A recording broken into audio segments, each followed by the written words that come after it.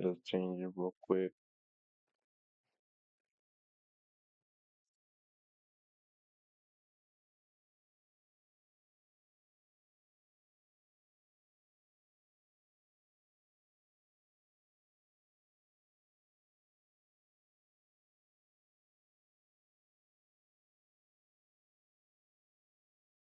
Okay. Uh, games card. Okay. The State of Wizard Games in 2026 by TheStellarJay. I remember watching long time ago. I don't know if it was the State of Games for like that year that he posted it, like that being the title, but it said the State of Wizard Games something something. So this is basically an update. Magic. Limitless potential shaped and harnessed by those daring enough to. In that video is basically complaining about Wizard Games like not being good enough because like he's a huge fan of Wizard Games. Magic. Limitless potential shaped and harnessed by those daring enough to try and control its power. For years, gamers have been obsessed with sorcery in their games, and for years they have been disappointed by like 90% of Magic games, and that's where I come in. I thought I was done playing Wizard games for good, but people keep sending them to me. I've already talked about all the big ones, so today I want to do something different. I Yeah, want to no, play it all the weird, niche, unheard of Wizard games. I want to play the stuff with less than 1,000 reviews on Steam, the ones with weird, insane game mechanics. This one is really, really good, oh my god. And I want to play the stuff that isn't even out yet, aka I'm gonna beg a bunch of indie devs to let me play their unreleased demos. Starting with a game that claims to support nearly unlimited spells. Maybe they have a spell that can finally get my viewers some bitches. Given what I've seen, not likely. I booted the game up, spawned in, and immediately noticed how cute this game is. Look at the little wizard cat. Hell yeah. He told me to combine my fire element with a machine gun rune, which crashed the game. And after absolutely Mm, dunking on some of the slimes, I made my way to the big wizard shop where I learned about Arcana. The way spellcrafting in this game works is that you find these wow. basic attacks called runes that can be fired by themselves or combined together. They got fireballs, lightning strikes, Armageddon? What? You then combine these runes with How would that even be like a world ending spell? augments that change how they're cast. Machine gun shoots and rapid suggestion. It's like right wing propaganda in the Pokemon universe.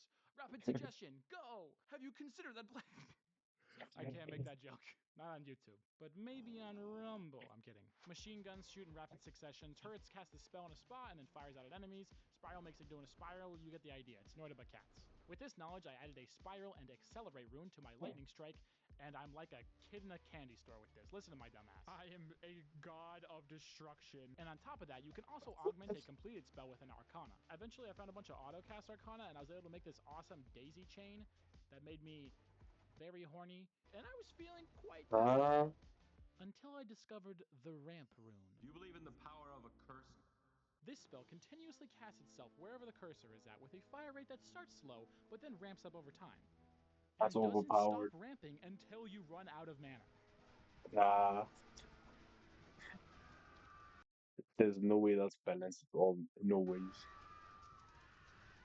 Come on, no one's discovered this one yet. No one's discovered this one yet, please. No one's discovered it yet. No one's discovered it yet.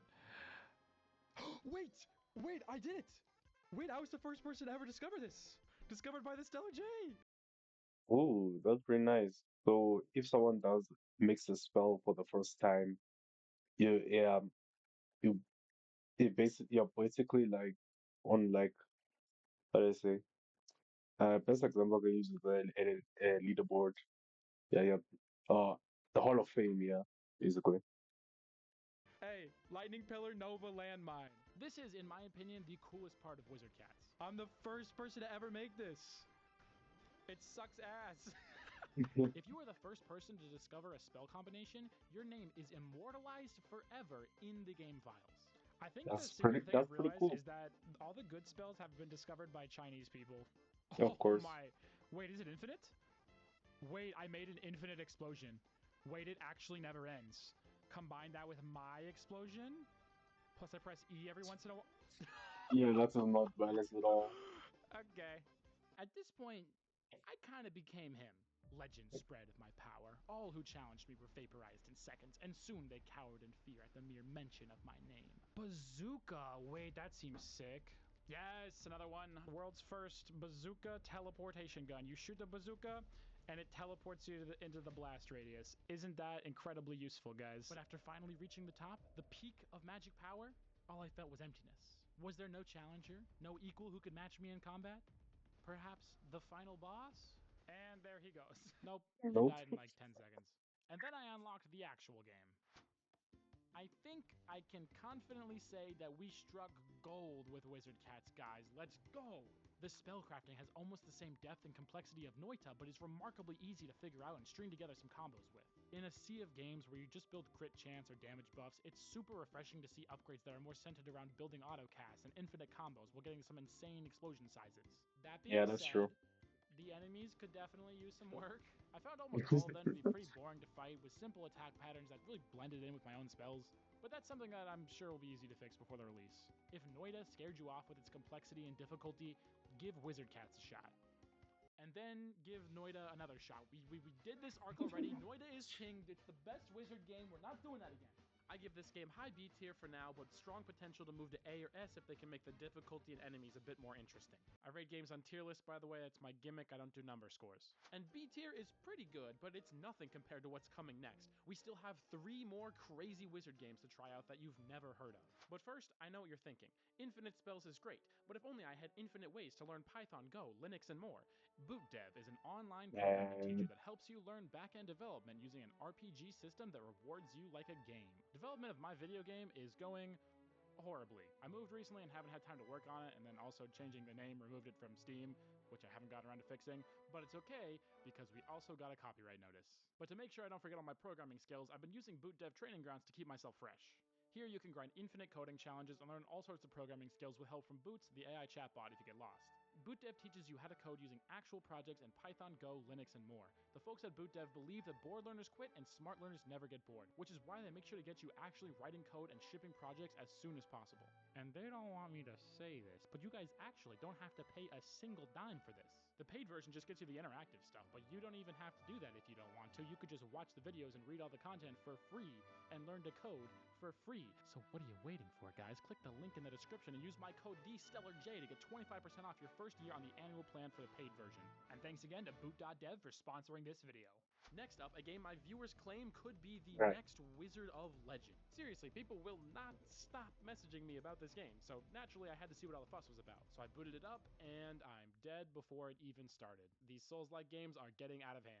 A disembodied voice informed me of my death before resurrecting me and asking me what school of magic I belong to. But if I remember correctly, they seem to be missing a couple. After stopping to appreciate the non-purple lightning, I came to Right, let me see those. correctly. They Oh yeah, yeah, that wasn't okay. So I guess they limit you in what you can do in the start, or is it because it's a demo? seem to be missing a couple. After stopping to appreciate the non-purple lightning, I came to my senses in a blizzard in front of a giant door. Oh yeah, he's big on purple lightning. He's superior to any other color of lightning. Blue lightning, nah. Yellow lightning, ah, honestly, I'm with him. Purple lightning's pretty good. Pushing it open revealed a giant library where I got my first taste of the magic system. This game uses a cooldown gated magic system, which I still feel is a superior way to gate magic as it leads to more interesting gameplay and combos, since a magic resource like mana always leads to the player spamming their best spell over and over, rather than creating anything Mm. actually interesting. The game has some absolutely insane spells like this giant bone serpent or summoning a library of books to fall on your enemies, and this was the first thing that really impressed me. Meanwhile, my blue lighting spells were absolutely cleaving through everything in their path, until I discovered the first elemental mini-boss. Most enemies I'd encountered up to this point just shot one type of magic at me and died in a couple of hits. But this giant golem hurled lightning, swirled ice vortexes, and rained avalanches upon me.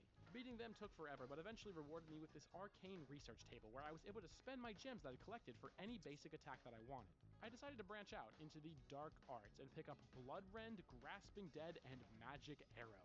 Bloodrend rips blood from the enemy's flesh and heals me, while Grasping Dead summons corpses to rip my foes back into the earth. One of which I was immediately able to upgrade at this giant magic altar. You see, in this game, you find all these basic spells hidden around the dungeon. basic maybe being a poor choice of words.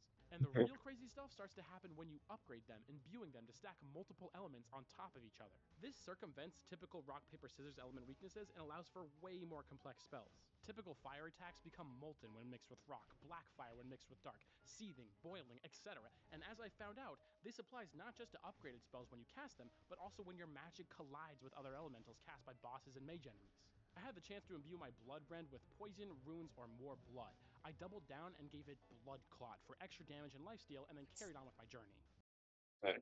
Their blood clots for a magic spell. The high cast time makes it kind of clunky and awkward to combo spells and dodge attacks sometimes, but I was able to scrape my way through despite some pretty hefty damage, and finally, I found it. The boss room. After sprinting right past a health potion that I desperately needed, I approached the Archivist.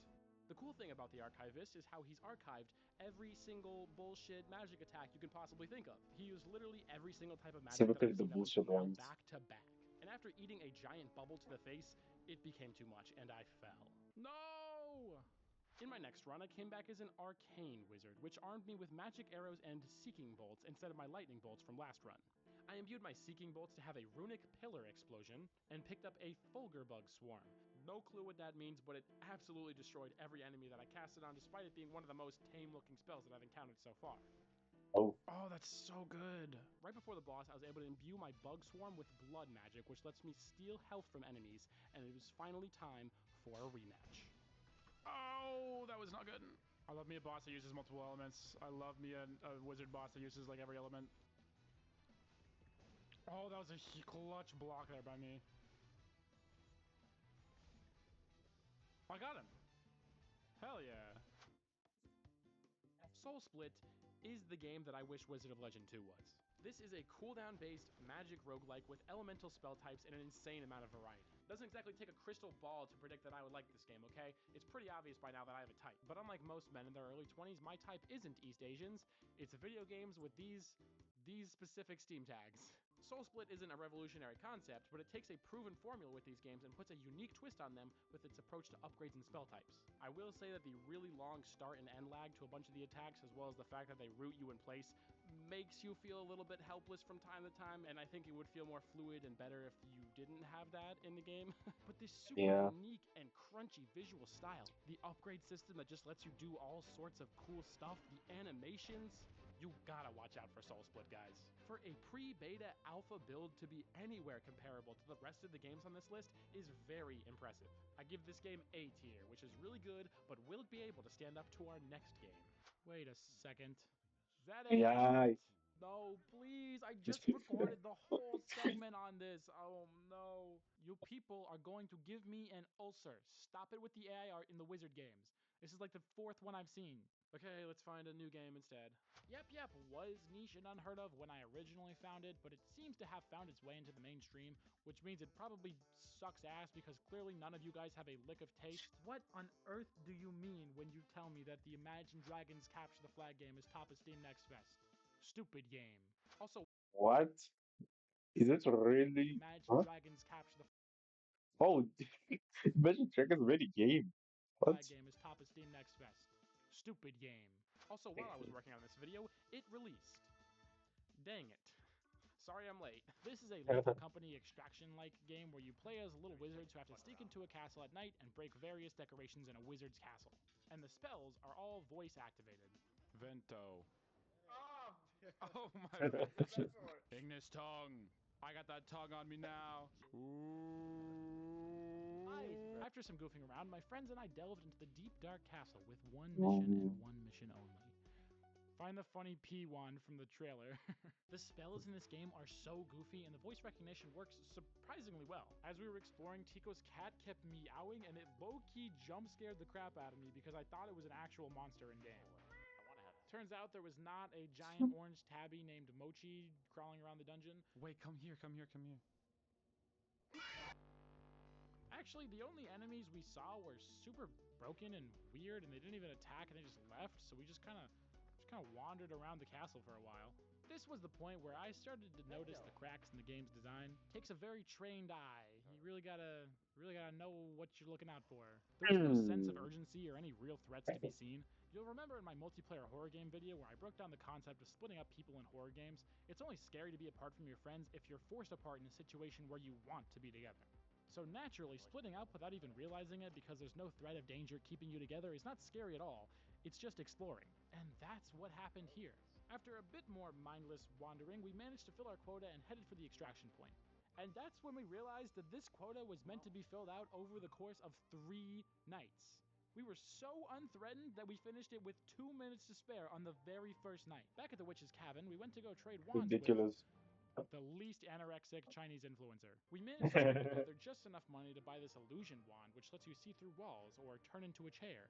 We only had enough money to buy one though, so the rest of us were just stuck with the default wands, which kind of sucked. We went around smashing pots, doubled the quota, and extracted without encountering a single enemy. I'm hitting my DMT cart right now. Oh, I'm breaking through, bro. Oh. For our last night, we found another goblin that did nothing, and eventually, there's a big guy, there's a big guy, there's a big guy, who also did nothing. We messed around with some other wands back in the lobby, but ultimately That's we gave up on disappointing. this one. Yap Yap has one of the coolest magic mechanics I've ever Yeah, I can see in this game the AI sucks and the AI needs to be good. So yeah, that's bad. I don't see this ranking seen high. in a video game. The concept of voice recognition to cast spells was done by this other game a little while ago, but Yap Yap managed to Yeah, refine it and majorly get though. really reliable voice I saw so many clips, so many, so many funny clips from that game. recognition, loads of unique and funny spells, and multiplayer ragdolls. The rest of this game needs some work, I can't lie. The Yep. AI for the monsters is so bad. It's so bad. They hardly ever show up, and when they do, they're running into walls constantly, and they barely chase you with this pathfinding that looks like it was coded by pirate software. For a game marketing itself as a horror game, it's Oh, decisively not scary. The magic is awesome in concept and screenshots. it works great against other players, but honestly, most of the time I found myself just grabbing pots and pans and throwing them off manually because it was faster and more reliable. Not to mention, it's prohibitively expensive to buy wands and you lose them if you die, so most players won't even get to have fun with the actual cool ones. It just feels kind of like a tech demo for silly friends moments rather than an actual full price game. That being said, the potential here is huge if they give it like 6 months of tweaking. In just the past month since launch, they've already made a decent amount of improvements. But even after reaching the 9th night, I still just wasn't scared at all. Also, CRT filters. We gotta talk. Stop putting these in every single indie horror game when it doesn't even match the aesthetic. It's stupid. Look, you look ridiculous. Okay, that's all. I give this game C tier for now, and hopefully our last game can bring this back and give us Mid. an S tier. In the last and coolest underground wizard game that I found, you cast spells by drawing symbols on the screen. They Ooh. of course stole this mechanic from the Tobuscus Adventures wizard game. Whoa, I want to take his robe and wear it. How do I do that? I spawned in and started the game by immediately breaking the second law of alchemy and attempted human transmutation. 俺はお前たちが世界と呼ぶ存在。あるいは宇宙。あるいは神。I awoke, surrounded by monsters, and remembered my faithful magic missile spell. I did, So of it's like a course, try to draw Vampire penis, Survivors. but it turns out that dick distortion is forbidden magic in this universe, and it brought me down to 1 health, which That's funny. implies that the developer of this game spent hours of his life creating a dick detection algorithm for his cute indie magic game. Information that I Yeah. find very funny. This game is a lot like Vampire Same. Survivors in the way that enemies spawn from all directions and you have to fight them off, but I find the spell casting system here to be so much more engaging and interesting. After some exploring, I found a chest that contained a fireball, which I used to kill this mini-boss. Thunderstorm ripped meteor shower, you gotta draw the pentagram. Okay. Chain lightning. Oh, I see. Regular thunder is like this zigzag. A chain thunder is like a continuation of that. Wait, that's clever. Yeah. Eventually I died because the penis curse left me too weak to actually tank any hits. There are so many really cool upgrades and clever spells in this game. On my next run I found an upgrade that increases the damage of my spells based on how big I draw the sigils. And another time I found one that increases the damage based on how fast I draw them or for how many times I draw in a row without messing up. Really cool stuff. I started my next run and I found most of the same spells, but this time I got an ice spear, which is insanely busted. It just kills everything right on its own. We'll say I could use some more complex enemies. Oh, there they are. Oh Mm. my god, there they are. I Spoke too spoke too soon. soon. Yep. Please. Oh my god, well that's such a fun loop because like whenever you get like more panicked, your handwriting actually just gets disrupted like horrible. Oh, I didn't even see him. He was underneath the ice spear. No, it was just starting to get hard. That's what she said. Finally, I went in for one last run and I locked in. I got a bunch of different spells that were all duration based, so you can like cast them once and they continuously go off over time. And then at 10 minutes in, the boss spawned. I fought tooth and nail with the hordes while this behemoth tried to take me down. And the game definitely did not freeze and crash, causing me to restart my run right before I killed him. Ignore that. Finally, with one last mighty lightning strike, I took him down and got an insanely powerful magic missile upgrade before beginning the final phase of the game. Or at least of this world, because there's like a couple different worlds. Now that I'd beaten the level, it became an extraction shooter. Please excuse me, that was just the sound of my body physically refusing to talk about extraction shooters because of how much I detest and despise. I'm sure Marathon's good. Okay, review time. One Sure of the it most is. interesting parts of Mountain Circle is how you kind of need to stay calm and collected to cast your spells in situations where you might be surrounded by like hundreds of enemies. It physically makes your handwriting so much worse when all this stuff is going on, so the stress translates one to one. It puts you in the shoes of some grand wizard who needs to remember all of his incantations to actually cast spells. There's so many battle mages and sorcerers and psychics in modern wizard media, so it's really cool to play a game where you get to feel like one of those old-timey study 1,000 tomes and incant them each time you want to cast type wizards. I love how the Yeah, it is spells get more unique. difficult to draw the more powerful they are. Like every game in the universe gates their magic by either having longer cooldowns for more powerful spells or by having them cost more mana or something. Here, you Yeah. actually physically, it's more difficult to cast a harder spell. That's so smart. And also the picture for Chain Lightning just being a more complex drawing of regular lightning to correlate with the more powerful spell, so clever. They have really good juice and upgrades, and anti-dick detection is just so hilarious to me. Oh my god. Damn, this witch is hung. Damn, girl, what'd you find that thing? I run a gaming comedy YouTube channel, by the way. I hope in the later game there's some way to have like a bunch of spells kind of keeping the small enemies at bay around you so you can stand still for a little bit and draw like an insanely big sigil and it would cast like Blood Rain or something insane. That would be really cool. They also have a second playable character who's not in the demo that casts spells by drawing Japanese hiragana characters. Oh. This game was made for me specifically.